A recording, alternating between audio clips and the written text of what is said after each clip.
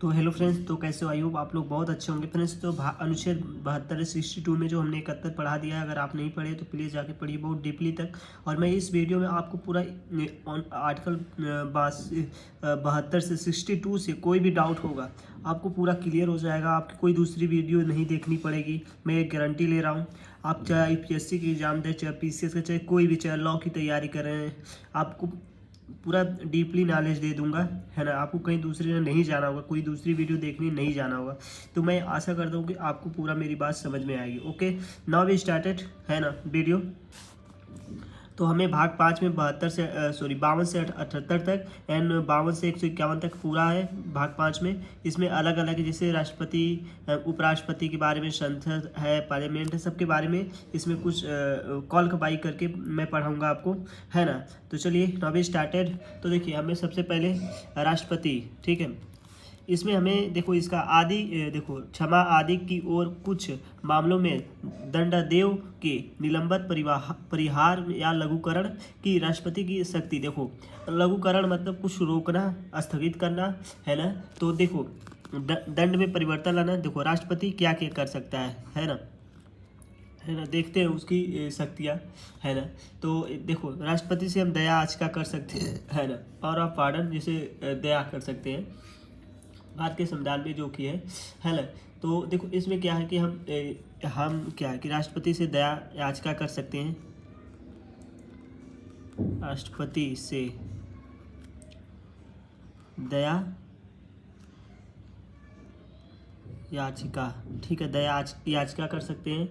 And क्षमा, है ना, क्षमा, कोई जैसे दंड स्थगत, है ना, स्थगत, लघुकरण, लघुकरण, है ना।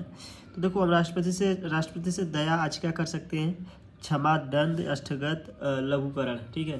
देखो इसमें क्या है ये आदि की शक्ति है राष्ट्रपति पास, है ना, ये सब की शक्ति है, ठीक है, ये सब कर सकता है राष्ट्रपति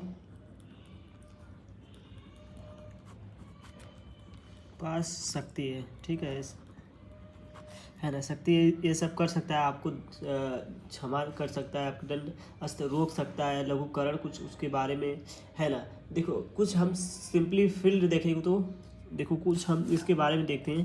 क्षमा, देखो क्षमा की इस तरह, देखो क्षमा के पहले बारे में जान लेते हैं थोड़ा से, है ना। पार्डन, पार्डन के बारे में, पार्डन, देखो पार्डन के बारे में क्या जानेंगे, ये दे सकता है, अपराध माफ कर सकता है। देखो क्या कि अपराध, आप अपराध किए हैं, ठीक है, अपराध वो माफ़ कर सकता है, ठीक है, माफ़ कर सकता है, कर सकता है, कर सकता, कर सकता है, माफ़ कर सकता है। दंड स्थगित कर, रिप्रीव कर सकता है रिप्रीव मतलब कर सकता है, सज़ा की कुछ समय के लिए रोक सकता है। दंड स्थगित मतलब सज़ा को कुछ समय तक रोक सकता है, यानी सज़ा की अवधि घटा सकता है। दंड लघुकरण मतलब है, देखो हमने बता दिया, दंड, है ना, लघुकरण, लघुकरण मतलब क्या है, सजा का अवधि घटा सकता है ना, घटा सकता है। तो देखो आपको क्वेश्चन पूछ सकता है कि कौन से आर्टिकल में राष्ट्रपति सजा का अवधि घटा सकता था, आर्टिकल 72 में, ठीक है।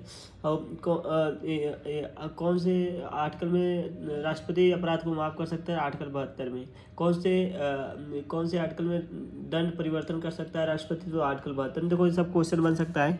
फर्स्ट हो गया, सेकेंड हो गया, थर्ड में देखूँ, है ना, दंड स्थगत, है ना, रिप्रेयू लिख दे रहा हूँ मैं। देखो मेरा सिंपल से सवाल है ना कि आप लोग मेरी अगर वीडियो देख रहे हो ना, मैं गारंटी दे रहा हूँ यार, किसी दूसरे के जाना नहीं पड़ेगा आप लोग को, मैं रियली कर रहा हूँ, है ना। तो मैंने लघु दंत स्थगित कर दिया मैं, इसका इंग्लिश में लिख दे रहा हूँ, है ना, है ना। फिर इसके बाद देखो हमें क्या है, दंड, दंड स्थगित, है ना, दंड स्थगित, स्थगित, स्थगित, है ना,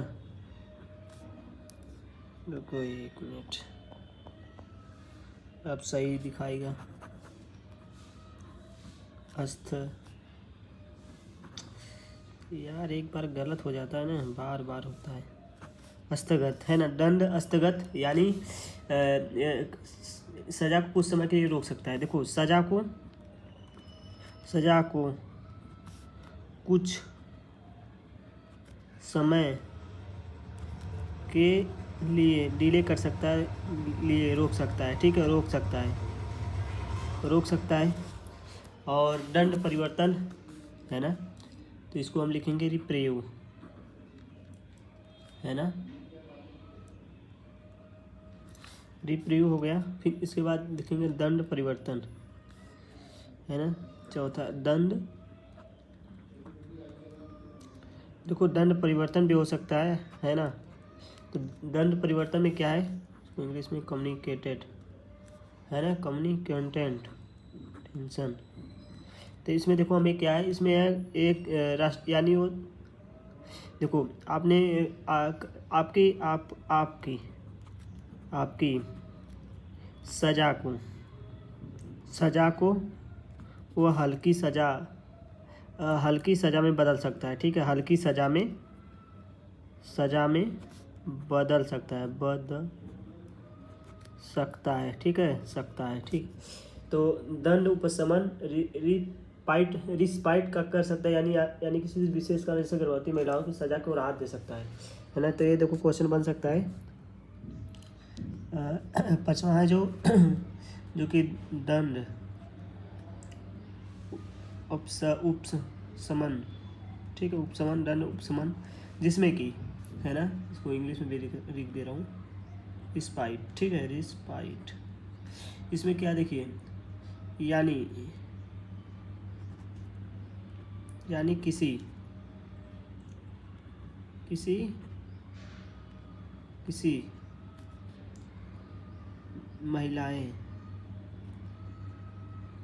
महिलाएं की गर्भ अवस्था में रहेगी, ठीक है, गर्भ अवस्था में है, तो इस सजा को राहत दे सकता है, सजा को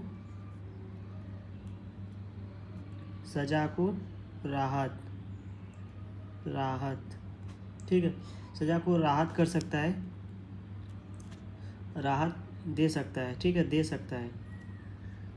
आई होप आपको ये समझ में आया होगा। देखिए ये सब क्या है, हमें बहुत ज़रूरी है जानना, ये सब हमें क्वेश्चन में बन सकता है ना। तो आप एक मेरे को वीडियो ऊपर कर रहा हूँ ताकि आपको पूरा नोट डाउन भी कर सकते हो, है ना। तो आर्टिकल 72 हमारे लिए बहुत उपयोगी चीज़ है, कुछ मामलों में लागू नहीं होता है, यानी कुछ शक्तियों में लागू नहीं होता है। चलिए उसके बारे में जान लेते हैं थोड़ा।